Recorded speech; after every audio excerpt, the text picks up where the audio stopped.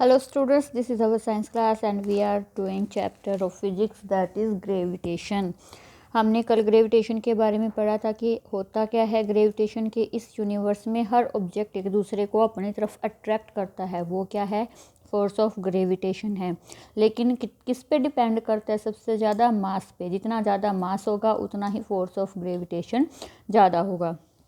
ठीक है, तो यहाँ पढ़ते हैं हम आज acceleration due to gravity and weight के बारे में पढ़ेंगे। एक्सेलरेशन ड्यू टू ग्रेविटी मतलब एक्सेलरेशन तो आपको पता ही है क्या होता है। तो यहाँ एग्जांपल लेते हैं हम दो। एक ये है, ये हमारी अर्थ है जिसका मास है m, कैपिटल M, और ये है इसकी रेडियस। अगर हम डिस्टेंस देखते हैं तो ये कोई ऑब्जेक्ट A है, ठीक है, इसका मास है m, small letter.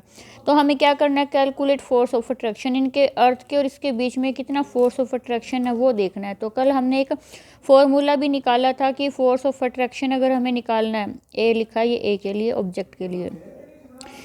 G capital था, M1 M2 ले रहे थे, M हो गया अर्थ का, छोटा m हो गया ऑब्जेक्ट A का, ठीक है। और डिस्टेंस क्या होगी इसकी और इसकी, मतलब रेडियस अर्थ की सेंटर के बीच में और ऑब्जेक्ट के बीच की डिस्टेंस को ही देखेंगे ना, तो ये क्या हुई, रेडियस। तो हमने डी स्क्वायर को क्या लिख लिया यहाँ पे, आर स्क्वायर, ठीक है। तो और ये दूसरा ऑब्जेक्ट है यहाँ पे, भैया वैसे मत कहना ये गिर क्यों नहीं रहा साइड में है। तो साइड में तो हम भी ऐसे ही होते हैं अर्थ पे, लेकिन ग्रेविटी की फोर्स के कारण हम गिरते नहीं हैं।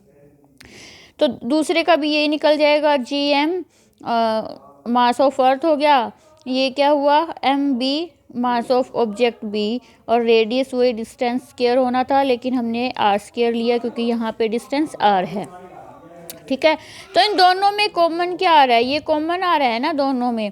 तो इसका क्या है, ये G M by R M, ये इसको एक कॉमन है, ये हर जगह आता है। आप किसी भी फोर्स में, मतलब फोर्स ऑफ ग्रेविटी किसी के साथ भी कैलकुलेट करते हो तो ये कॉमन आता है कि ये तो आएगा ही आएगा, किसी भी प्लेनेट का मास ले सकते हैं यहाँ पे, ठीक है।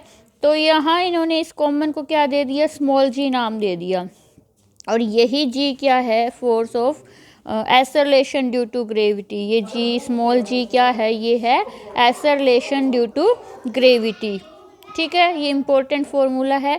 तो यहाँ acceleration due to gravity of planet, g है वो, मतलब अर्थ का निकाल के रख दिया हमें परमानेंट वैल्यू इसकी कि 9.8 मीटर पर सेकंड स्क्वायर, ये इसकी वैल्यू कैलकुलेट की हुई है। क्योंकि जब अगर इसकी कैलकुलेट, देखिए अर्थ है वो आपको पता है बिल्कुल स्फेरिकल नहीं है, थोड़ी ओवल शेप में है, थोड़ी ओवल शेप है इसकी। तो ये पोल होते हैं, ये इक्वेटर होती है। तो इक्वेटर पे जो रेडियस है ना वो ज़्यादा होती है थोड़ी, ठीक है।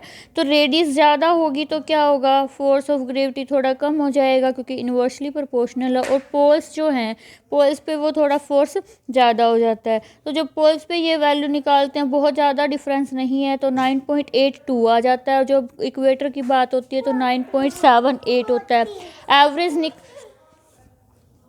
तो यहाँ पे पोल्स पे कितना, रेडियस पे कितना आता है, 9.78। तो दोनों के बीच की वैल्यू ले लेते हैं 9.8 मीटर पर सेकंड स्क्वायर, ठीक है। और अगर हम अर्थ की बात करते हैं तो अर्थ का मास ये होता है और रेडियस ये है। अब ग्रेविटी, ये बता दिया मैंने कि इक्वेटर पे ग्रेविटी लो होती है लेकिन पोल्स पे ज़्यादा होती है। तो यहाँ पे ग्रेविटी ऑफ फोर्स तो क्या हो गया, mg। और यही मतलब ग्रेविटी के कारण जो फोर्स है यही हमारा वेट होता है, जो क्या निकल गया, mg। और g की वैल्यू, जो g है उसकी वैल्यू भी फिक्स है, मैंने पहले भी बताया था, 6.67 इंटू 10⁻⁻11। और मून की ग्रेविटी कम होती है, क्यों होती है कम, क्योंकि मून का मास कम है अर्थ से, तो वो बहुत छोटी है। अब यहाँ पे मास कंपेयर करके देखिए, यहाँ 10⁻24 है, यहाँ 22, मतलब अर्थ मास है जो वो अर्थ का ज़्यादा है, रेडियस भी। तो ग्रेविटी ऑफ मून है वो देखो 1.6, यहाँ हमारी क्या आ रही थी 9.8, मतलब कम से कम अर्थ का 1/6 होती है मून की ग्रेविटी। तो अगर वहाँ पे हमारा, यहाँ पे अगर हमारा अर्थ पे वेट 60 kg है तो मून पे हमारा वेट हो जाएगा 10 kg, ठीक है। ये ध्यान रखना, ध्यान से देखिएगा वीडियो।